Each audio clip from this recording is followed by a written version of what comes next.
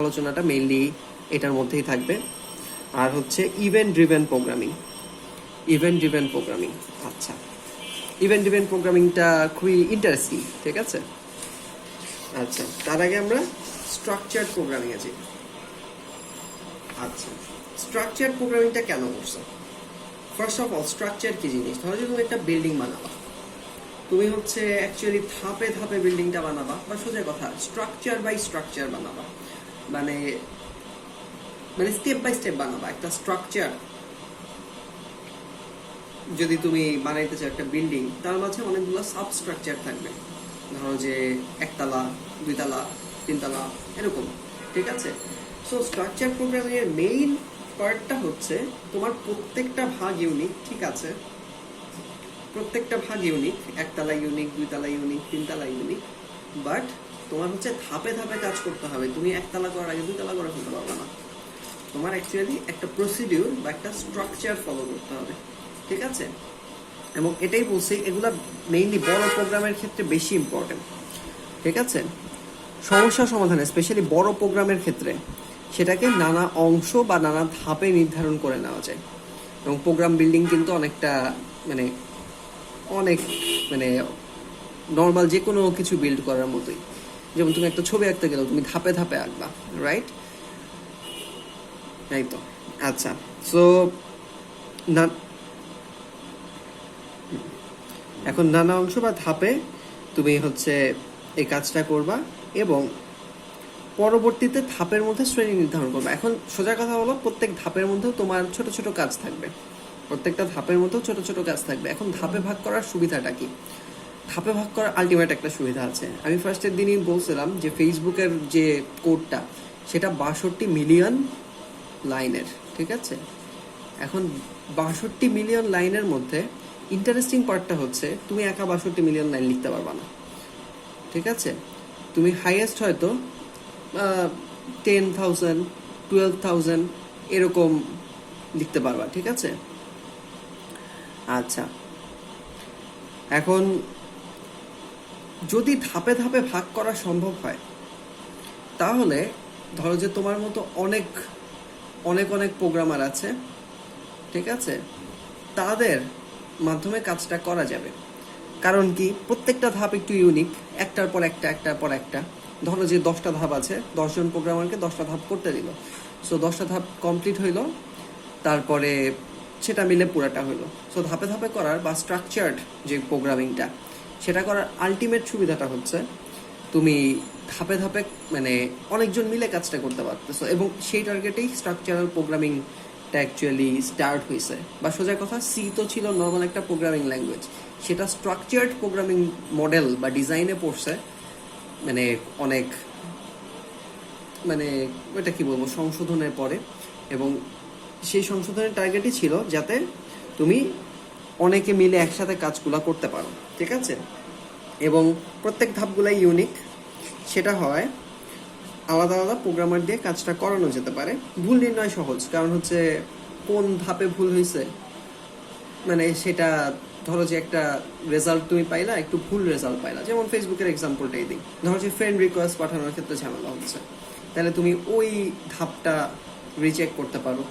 আবার ওই ধাপের মধ্যেও অ্যাকচুয়ালি উপধাপ থাকবে, যেটাকে আমি বলছি যে ধাপের শ্রেণী নির্ধারণ, ঠিক আছে।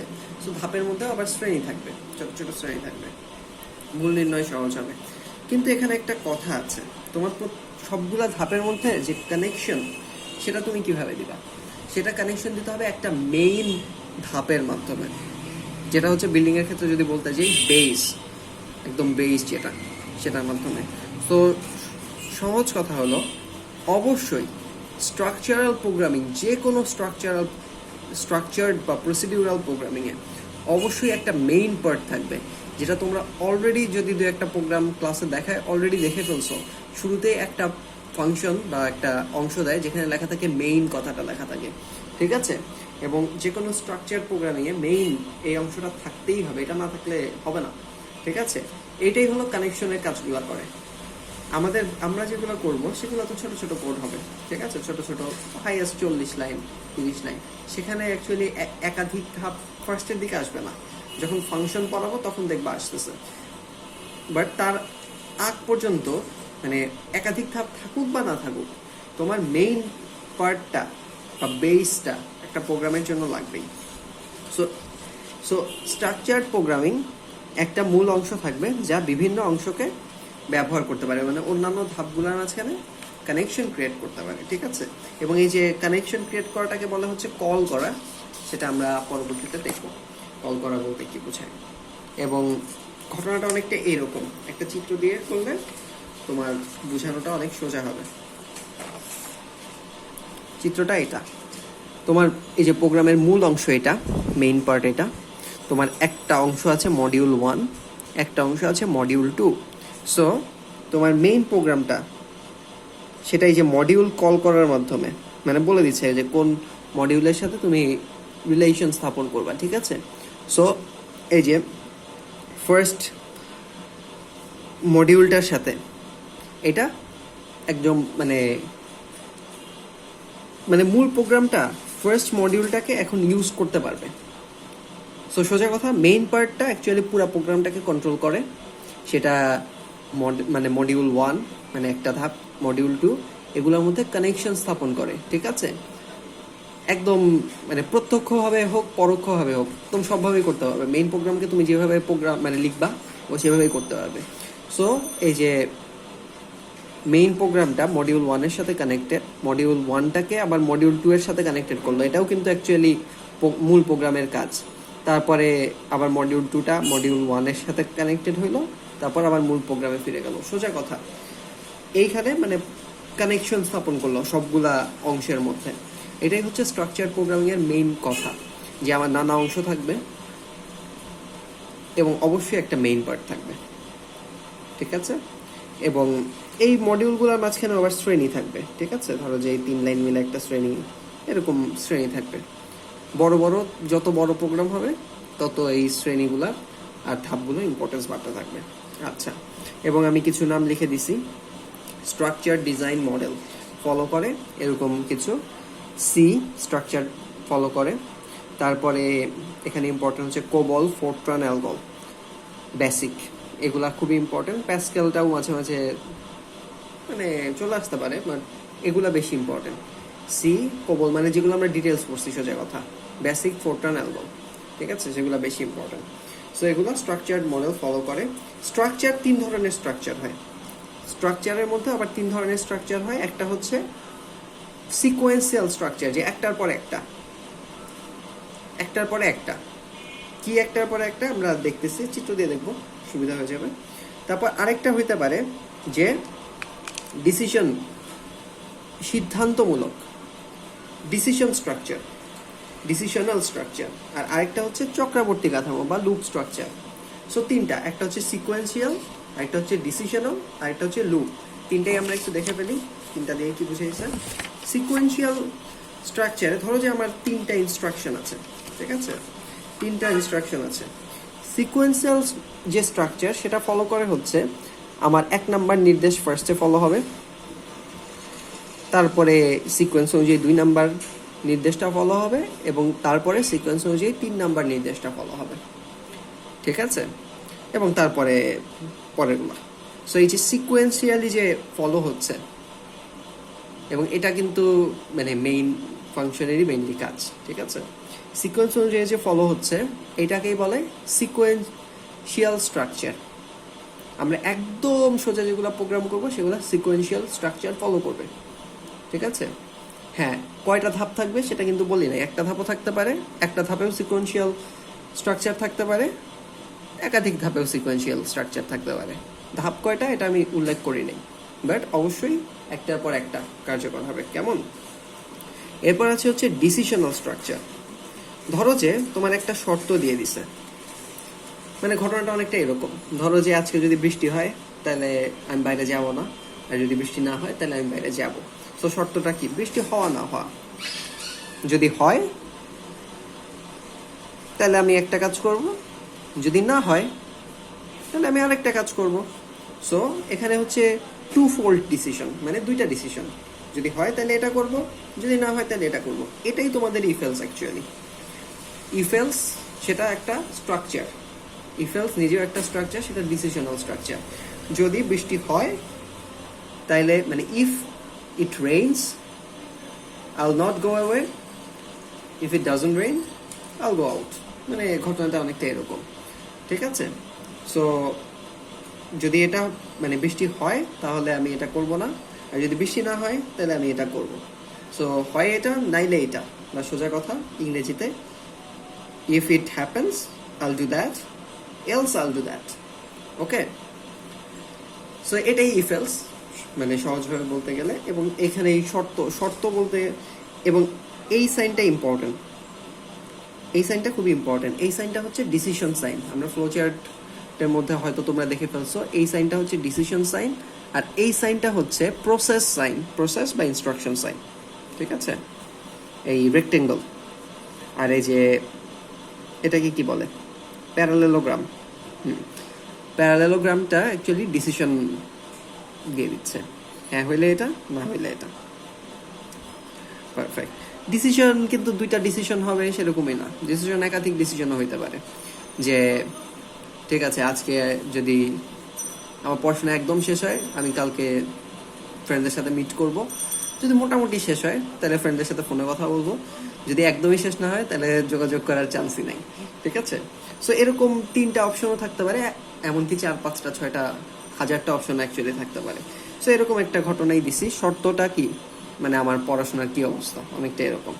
সো যদি 1 নাম্বার কেস হয় তাহলে আমি এটা করব, যদি আমার 2 নাম্বার কেস হয় তাহলে আমি এটা করব, যদি আমার 3 নাম্বার কেস হয়, 1 নাম্বার কেস বলছিলাম কি পড়াশোনা শেষ, সারাদিন করবো ফ্রেন্ডদের সাথে, আর হচ্ছে মোটামুটি শেষ, সো ফোনে টোনে কথা বলবো। আর একদমই শেষ না, পরীক্ষা চলে আসছে, সো আসলে সুযোগ নেই। সো ঘটনাটা অনেকটা এরকম যে এটাও কিন্তু একটা প্রসিডিউর ফলো করতেছে, প্রসিডিউরাল ল্যাঙ্গুয়েজ, ঠিক আছে? এটাও একটা স্ট্রাকচার, কেমন? সো এই যে ডিসিশন নিচ্ছে, এইরকম স্ট্রাকচারকে বলে ডিসিশনাল স্ট্রাকচার। প্রথম যেই ডিসিশনটা দেখাইছি সেটা একটা 2-fold ডিসিশন, পরবর্তী যে ডিসিশনটা দেখাইছি সেটা একটা 3-fold ডিসিশন, মানে 3টা ঘটনার মধ্যে ডিসিশন।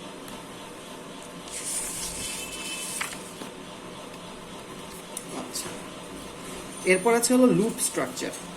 লুপ স্ট্রাকচারটা অনেকটা ডিসিশন স্ট্রাকচারের সাথেই রিলেটেড, কিন্তু এখানে একটু কাহিনী আছে।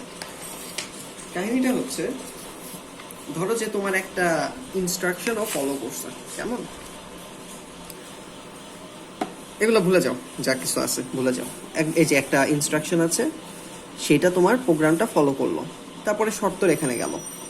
শর্ত যদি হ্যাঁ হয় তাহলেও একটা কাজ করবে, শর্ত যদি না হয় ও আরেকটা কাজ করবে। ধরলাম যে শর্তটা না হইলে ও এই যে সেকেন্ড ইনস্ট্রাকশনটায় যাবে। ধরো যে ইনস্ট্রাকশনটা হলো প্রোগ্রাম ইন্ট করে দাও, ইন্ট। আর যদি শর্ত পূরণ না হয় তাহলে ও ঘুরে আবার এই মানে ফার্স্ট ইনস্ট্রাকশনটাই আবার করবে। এখন তোমরা বলতে পারো ভাইয়া ফার্স্ট ইনস্ট্রাকশন তো হয়ে গেছে, সো আবার আমার ফার্স্ট ইনস্ট্রাকশনকে এক্সিকিউট করার লাভ কি? লাভটা হচ্ছে, ধরো যে ম্যাথমেটিক্যাল সলিউশনগুলাই কিন্তু আমরা করব সি প্রোগ্রামে, আর ম্যাথমেটিক্যাল সব কিছুই মোটামুটি একটা প্যাটার্নের মধ্যে থাকে, ঠিক আছে? মোটামুটি সব কিছুই, মোটামুটি এভরিথিং একটা প্যাটার্নের মধ্যে থাকে। সো প্যাটার্নের মধ্যে, প্যাটার্ন বলতে আসলে কি বোঝায়? যে একই জিনিস বারবার রিপিট হচ্ছে। একটা প্যাটার্নের মধ্যে থাকা বলতে কি, তুমি প্যাটার্ন বলতে কি বোঝো? যে একটা জিনিস বারবার রিপিট হচ্ছে, রাইট? ধরো যে এরকম, এটা একটা প্যাটার্ন,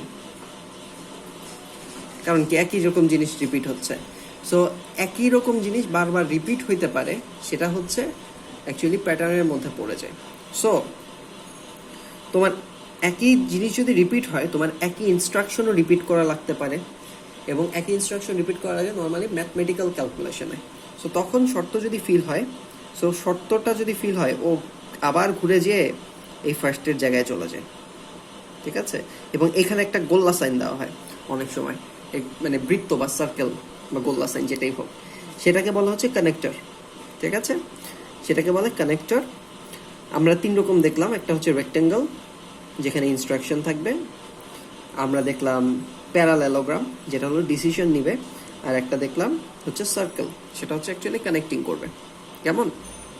আচ্ছা, এখানে যাওয়ার পরে আবার উল্টা দিকে যাবে না, উল্টা দিকে গেলে এরকম তীর চিহ্ন দিয়ে দেখানো হবে। সো উল্টা দিকে যেহেতু তীর চিহ্ন দেই নেই, এখানে যাওয়ার পরে আবার ইনস্ট্রাকশন 1 ফলো করবে, তারপর আবার শর্ত চলে যাবে। বললাম শর্ত পূরণ হইলে এটা হ্যাঁ, বা উল্টাও হইতে পারতো, এটা না। কেমন? সো এই যে এখানে একটা লুপ ক্রিয়েট হয়েছে, যে এখান দিয়ে আসছে, তারপর আবার নির্দেশ 1-এ গেছে, তারপর আবার শর্তে আসছে, হয়তো আবার নির্দেশ 1-এ গেছে। এই যে লুপ ক্রিয়েট হয়েছে, তোমার হ্যাঁ হোক বা না হোক, লুপটা এক্সিকিউট হোক বা না হোক, ঠিক আছে, তোমার যে লুপটা ক্রিয়েট হয়েছে এই স্ট্রাকচারটাকে বলা হয় হলো লুপ স্ট্রাকচার। লুপ বলতে কি, মানে একই জিনিস বারবার, রাইট? আচ্ছা, সো আমাদের মোটামুটি স্ট্রাকচার প্রোগ্রামিং এর বেসিক আইডিয়াটা শেষ। আমরা একটা ডিটেলস করব, আমাদের দুইটা অ্যাকচুয়ালি ডিটেলস জানতে হবে, একটা হচ্ছে স্ট্রাকচার, একটা হচ্ছে অবজেক্ট ওরিয়েন্টেড। ঠিক আছে, অবজেক্ট ওরিয়েন্টেডটা বোঝানো একটু টাফ, চেষ্টা করবো, হাইয়েস্ট ট্রাই করবো। আচ্ছা, সো এরপর ভিজুয়াল প্রোগ্রামিং। ভিজুয়াল প্রোগ্রামিংটা সোজা। First of all, visual programming কি জিনিস? যেগুলো দেখা যায়, সোজা কথা, যেগুলো দেখা যাচ্ছে। দেখা যাচ্ছে বলতে যেগুলোতে অ্যাকচুয়ালি তোমার কোড লিখতে হয় না। কোড লিখতে হয় না।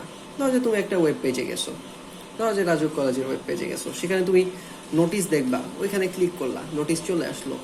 তুমি কি কম্পিউটারকে নোটিশটা যে আউটপুট দিচ্ছে সেটা দেওয়ার জন্য কি তুমি কোড লিখে দিছো? তুমি তো কোড লিখে দাও নাই, কোড অলরেডি রেডিমেড আছে, তুমি জাস্ট বলতেছো যে সেটাকে অ্যাক্টিভ করো। কোড অলরেডি রেডিমেড আছে, সেটাকে তুমি কি বলতেছো যে কোডটাকে অ্যাক্টিভ করো।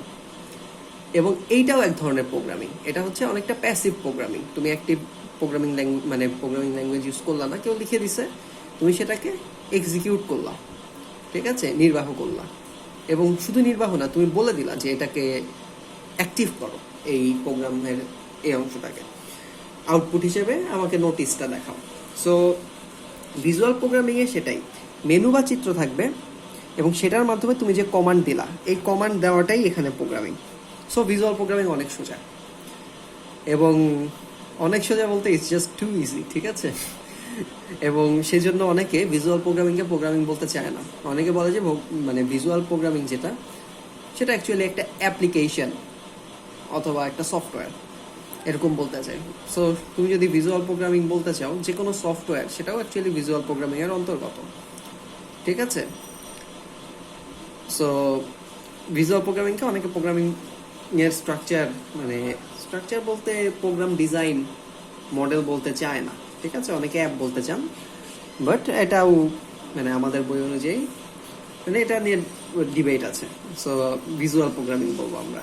এবং এটার একটা ঝামেলা আছে, এটা হচ্ছে সব অপারেটিং সিস্টেমে চলে না। ভিজুয়াল প্রোগ্রামগুলো সব অপারেটিং সিস্টেমে চলে না। যেমন ধরো যে আমি যদি আই মেসেজ বা আই ক্লাউড ইউজ করতে চাই, আমি অ্যাপেলের কোনো মেশিন ছাড়া কিন্তু আমি পারবো না এটা, ঠিক আছে।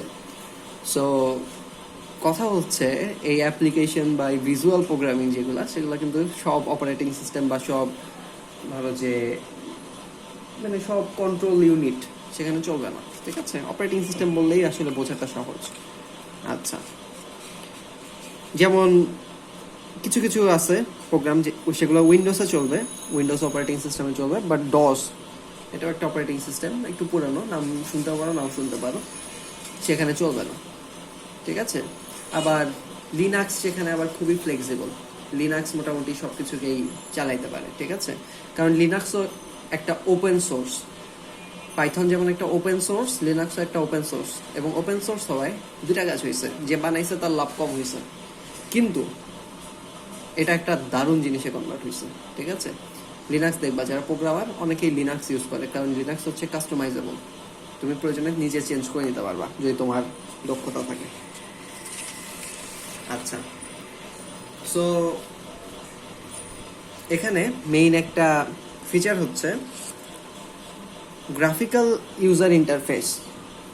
হ্যাঁ, গ্রাফিক্যাল ইউজার ইন্টারফেসকে বা জিইউআই, সেটাকে অ্যাকচুয়ালি সেটাই বেস করা হয়েছে, ঠিক আছে।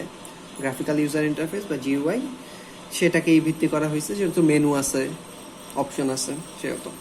আচ্ছা, এবং ভিজুয়াল প্রোগ্রামিং এর কিছু এক্সাম্পল দিয়ে দিছি। একটা হচ্ছে ভিজুয়াল বেসিক, তারপর হচ্ছে ভিজুয়াল সি বা visual C plus plus, visual FoxPro, MS Access, মানে সোজা কথা যে কোনো সফটওয়্যারও কিন্তু ওইটার মধ্যে পড়ে, এমএস অ্যাক্সেস। তারপর ডেলফিটা ইম্পর্টেন্ট, ডেলফিটা মনে হয় ফরাদ মঞ্জুরের বইয়ে দেওয়া আছে, ডেলফিটা মাথায় রেখো, বাকিগুলো তো মাথায় থাকবে, ভিজুয়াল দেখেই মাথায় থাকবে। আর অ্যাক্সেসটা আমরা পরবর্তীতে ইভেন্ট ড্রিভেনে অ্যাক্সেসটা আবার পড়বো, মেইনলি অ্যাক্সেসটা সেখানেই, মানে যদি কোনো একটা চয়েস করতে হয় অ্যাক্সেসটা আমরা ইভেন্ট ড্রিভেনে চয়েস করব, বাট ডেলফিটা ইম্পর্টেন্ট, এটা মাথায় রেখো। আচ্ছা, সো অবজেক্ট ওরিয়েন্টেড প্রোগ্রামিং কি আমাদের মোটামুটি লাস্ট টপিক আজকে। অবজেক্ট ওরিয়েন্টেড প্রোগ্রামিংটা আসলে অনেক ইম্পর্টেন্ট। সো আমি ফার্স্টে এক্সাম্পল দিয়ে দিছি, এক্সাম্পলগুলো দিছি কি Ruby, C plus plus, C hash, Java, Smalltalk, VB.NET, Python, তারপর হচ্ছে ফোরট্রান কিন্তু স্ট্রাকচার্ড, বাট ফোরট্রানের একটা ভার্সন আছে অবজেক্ট ওরিয়েন্টেড ফোরট্রান, সেটা অবজেক্ট ওরিয়েন্টেড।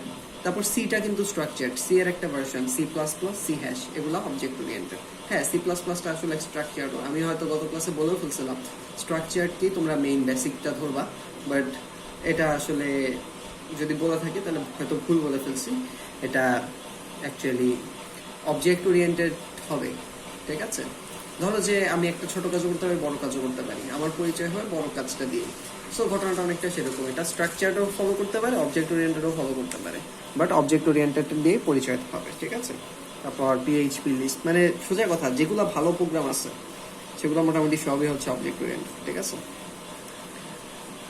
আচ্ছা, পার্ল, PHP লিস্ট, মডিউল 2। আচ্ছা, অবজেক্ট ওরিয়েন্টেডের অ্যাকচুয়ালি চারটা ফিচার আছে, মেইন ফিচার চারটা, বাট তোমাদের বইয়ে মেইন ফিচার হিসেবে আলোচনা করছে তিনটা। সেখানে যাওয়ার আগে আমি হচ্ছে একটা খুবই নর্মাল কিছু এক্সাম্পল দিই। সেখানে যাওয়ার আগে ধরো যে পৃথিবীতে হাজার হাজার প্রাণী আছে, প্রত্যেকটা প্রাণীকে যদি এক একটা ক্লাস করো, তাহলে আমরা যে ক্লাসে আছি সেটা হচ্ছে হিউম্যান ক্লাস, সেটা হচ্ছে হিউম্যান ক্লাস। ঠিক আছে, এখন হিউম্যান ক্লাসের মধ্যে অ্যাকচুয়ালি কিছু সাব ক্লাস করা যাবে, যেমন হচ্ছে male class, female class, child class, তুমি যেভাবে করতে চাও। ঠিক আছে, সো আমি তিনটা সাব ক্লাসে ভাগ করলাম, এগুলো ক্লাস। ঠিক আছে, তারপর হচ্ছে চাইল্ড ক্লাস। এখন মজার বিষয় হচ্ছে হিউম্যান ক্লাস কখন অ্যাক্টিভেট হবে বা কখন তুমি কাউকে হিউম্যান বলবা, তার কিছু ফিচার থাকতে হবে।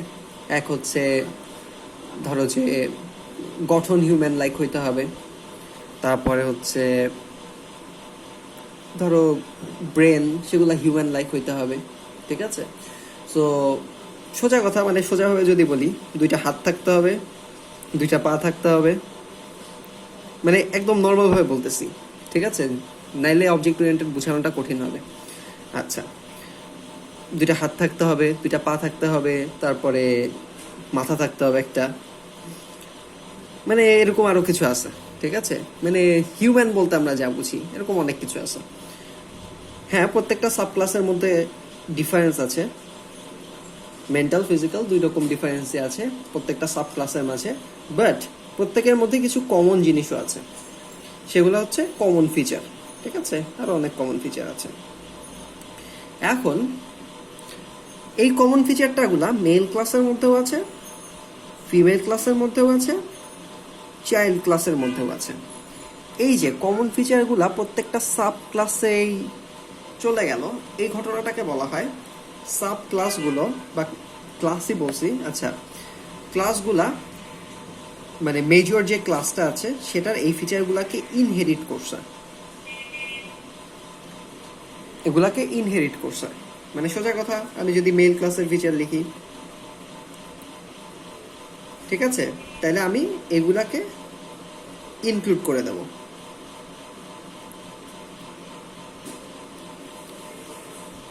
ঠিক আছে, সো আমি এগুলাকে ইনক্লুড করে দেব, রাইট। সো এই যে ইনক্লুড করে দিলাম, এই ঘটনাটাকে বলা হচ্ছে ইনহেরিটেন্স।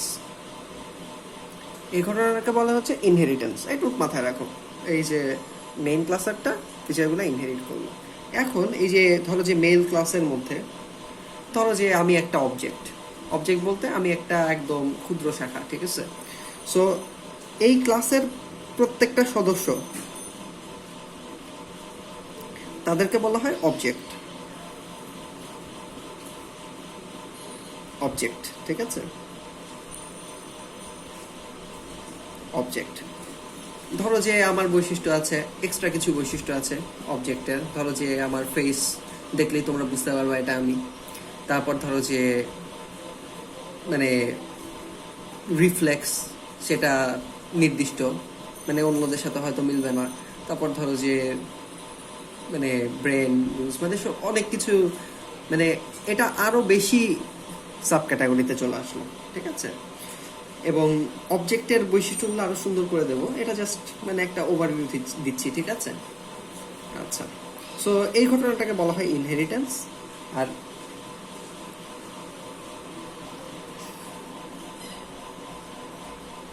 ওটা অন করে দিই, হয়ে গেছে। আচ্ছা, সো এই যে অবজেক্টের মধ্যে যেগুলো ফিচার আছে, ধরো যে হাত হলো একটা ফিচার, হাত থাকাটা একটা ফিচার।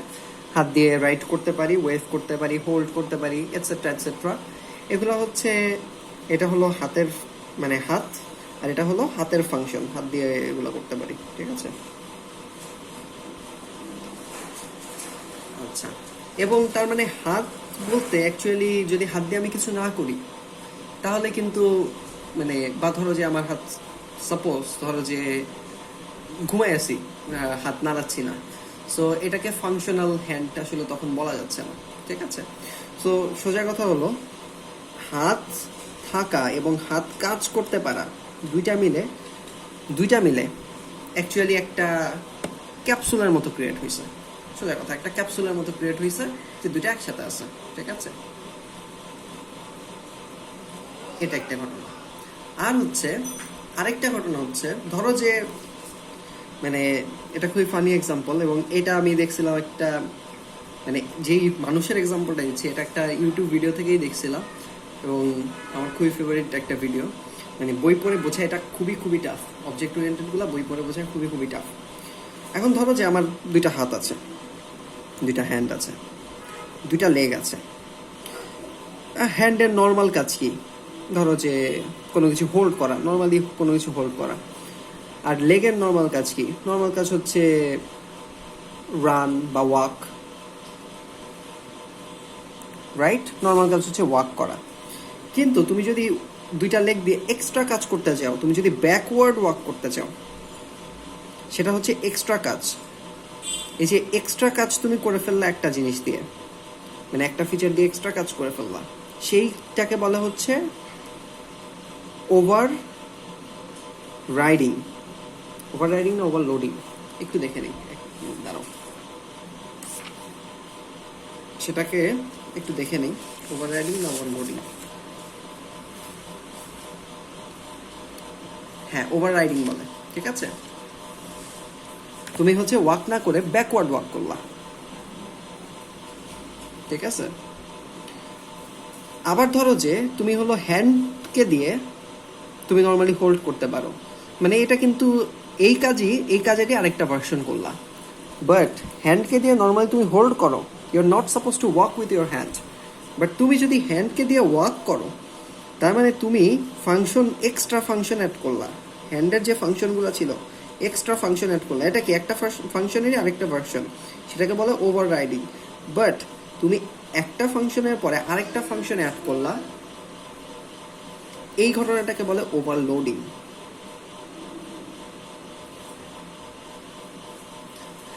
সো মোটামুটি তোমরা বুঝতে পারলাম, আমি ছোট্ট করে ওভারভিউ দিই।